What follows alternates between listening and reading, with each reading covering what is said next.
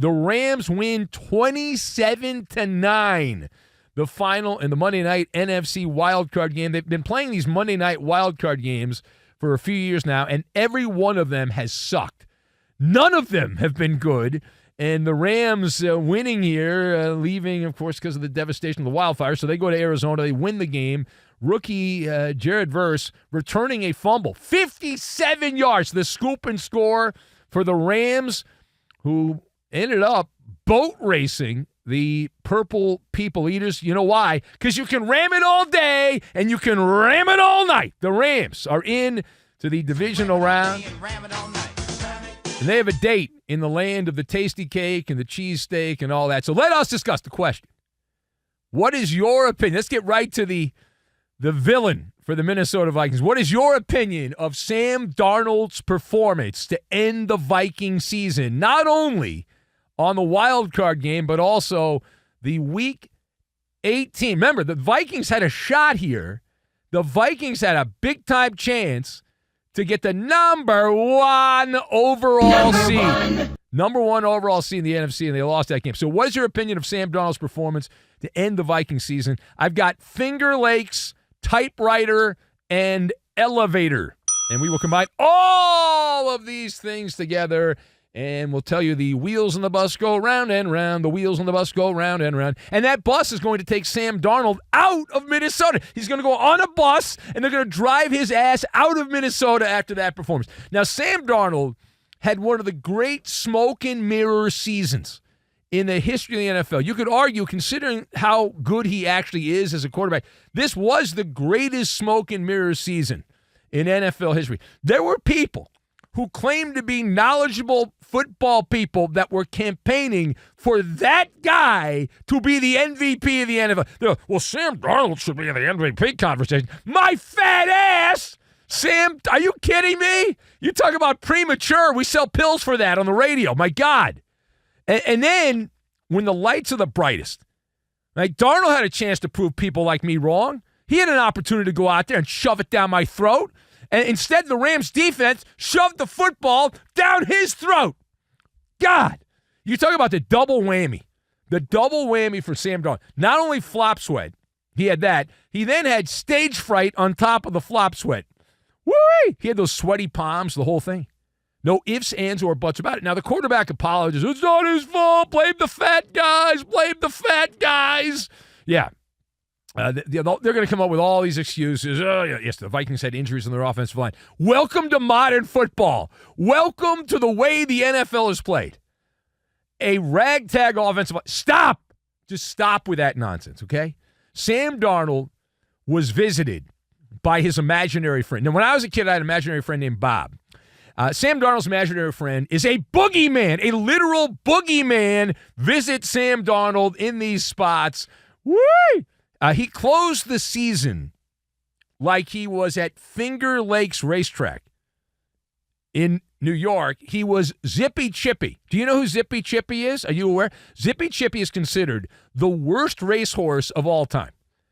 Raced 100 times and lost all 100 races, many of them down the stretch. Faded down the stretch. In fact, this was actually about 20 years ago, give or take. But Zippy Chippy is considered by many in the horse racing business as the modern definition of fading down the stretch. You just say Zippy Chippy, and that's it. Darnold played the Lions for the number one seed in the entire NFC. They would have had the bye week. They would have the Vikings would have been in the divisional round. Didn't have to show up. So number one seed. And the Rams in a playoff game to advance to the divisional round. In those games, obviously Minnesota goes 0-2. Darnold had a 66.4 passer rating. He was sacked 11 times through an interception, fumbled, and generally looked like he had never picked up a football in his life prior to these games. Completely flummoxed by pressure. Not only defensive pressure, but just the pressure of the moment. Anxiety, self-doubt set in, all that. Now, turning the page on that, wide-angle lens. Any thoughts? Do we have any thoughts here on Minnesota coach Kevin O'Connell, who's getting absolutely slayed for his approach to the wild card game? So any thoughts on his approach, the Minnesota mindset going into the wild card game? So the Viking coach treated this like it was election night, and not all precincts had reported in. So the election was not over, but yet O'Connell, roughly midway through the third quarter, threw in the sponge. He was sitting at the typewriter, and he typed up a concession speech. That's the only plausible explanation for the way the Minnesota Vikings approached this game. There was no sense of urgency. It's do or die. It's win or that's it. You've got to come up with an amazing hocus-pocus ending to that game. You got to hope that Matthew Stafford rides the vomit comet, since your guy's riding the vomit comet, and you can get back in the game. Instead, Minnesota conceded defeat. Very rarely do you see that. Very rarely. It reminded me of the Pittsburgh Steelers over the weekend. They looked like they were just content to lose the game against Baltimore. And here's Minnesota. They're in no effort at all. They won 14 games, and that is one of the great modern miracles. They're running the ball on offense down multiple scores. La la la la la la la la la la la la la la la la la. What are you doing? Like, I'm sitting on my fat ass. I mean, even I know you can't be doing that. You've got to hurry up. The game is getting away from you. Time is of the essence, and that is how you. And I'm like, and listen, obviously I like the Rams in the game, so I was happy for the Rams. But I was like, that's a competitor. That's how you compete if you're the Minnesota Vikings. And why'd you waste the money flying out to Arizona to play the game, to play like that? But there needs to be a Netflix docuseries done on how Sam Darnold was able to navigate a 14-win season for the Minnesota Vikings. Now, I'm going to be Benny Brightside here for a second. Don't tell anybody. I'll be Benny Brightside. So why should Viking fans actually be happy that Sam Darnold played like this? Why should they be happy with this suckbag playoff performance by Sam Darnold? So this is going to be very deep. It's going to cut very deep here, yet it's not that deep at the same time. So it's deep, but not that deep. Because the agony of defeat, but the chances of ever seeing Sam Darnold in a Viking uniform, the only way you'll see that is if you watch highlights of this season. That's it, right? So because your front office realized, and they didn't get bullied into signing Darnold during the season. We had talked about it a couple times. We had mentioned it in MALLER monologues. There were people saying the Vikings should sign Sam Darnold. And we said at the time that clearly the Viking front office did not believe that this was real. It was all an hallucination, what Sam Darnold was doing. It was wish upon a star type stuff. And sure enough, in the end, that theory proved correct. It was fake. It was phony. Sam, listen, Darnold's a good guy. I guess. I don't know. He's a total fraud, though. He absolutely was able to bamboozle the NFL during the regular season. And the reason you should be happy if you're a Viking fan is you're not handcuffed to Sam Darnold. You didn't give him another couple of years on his contract. He's free to roam around the NFL. Darnold, by rough estimates, has cost himself, using MALLER math here, anywhere between $85 and $120 million. You think you had a bad couple weeks at work? Sam Darnold just went out there with the entire football world watching, all over, and he projectile vomited all over the field. Not once, twice, projectile vomit from Sam Darnold. He cost himself like $120 million. There is no team in the NFL that can sell Sam Darnold to their fan base. He is a guy, even if he plays well during the regular season, you know in the end how the story is going to go. You know the ending.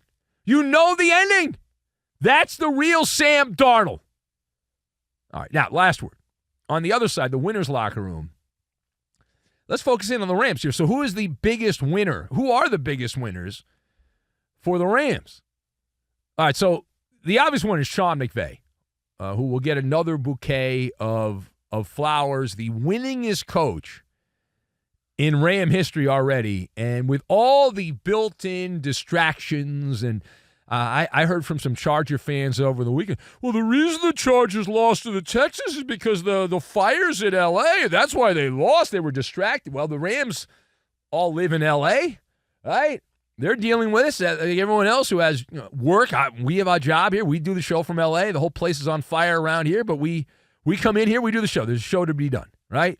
So You look at that, and the Rams went out there. They could have easily folded like the Chargers did, that pathetic performance by Jim Harbaugh's team. But instead, under McVay, the Rams went out there. They didn't use the wildfires as an excuse. The game was moved. They went out there and won the game. Another winner would be Chris Shula. Now, if you watch the game on Monday night, there was a lot of slobbering. Slobber during the broadcast from Aikman and Buck for Chris Shula. So Chris Shula is the defensive coordinator of the Rams, and he is in the Otis elevator. The Otis elevator. And the elevator is going up, and away! It is. It's going up, and away. The LA defense swarming Minnesota like locusts. And if the Rams end up competing, already at this point, he's moved up a couple of notches, Shula. But assuming they don't completely fall apart against Philadelphia next week, you look ahead here. And as a distant relative of Nostradamus and friend of Nostradamus, it is not hard to imagine a set of circumstances where the Miami Dolphins in 2025 go out there and drown. And so Mike McDaniel's ass is grass. He's out. Dolphins need a new coach. All of a sudden, hey, let's go back down memory lane, get all those old Dolphin fans all horny, and bring in Don Shula's grandson, Chris Shula. Yeah, and the fact that Justin Jefferson, the greatest receiver in the NFL, Justin Jefferson, was just a guy? What was that? 5 catches, 58 yards for Justin Jefferson? Now, can the Rams win in Philadelphia? It's a tricky little dance. Yes, they can win in Philadelphia. They're not favored. These teams played back in Week 12, and Saquon Barkley put the Rams defense in a body bag. He gouged them. Went for 255 yards rushing in that game. But that was then, right? That was back in Week 12. This is now. Obviously, it's not going to be the same situation. The Rams, the way I look at it, the Rams are playing with house money.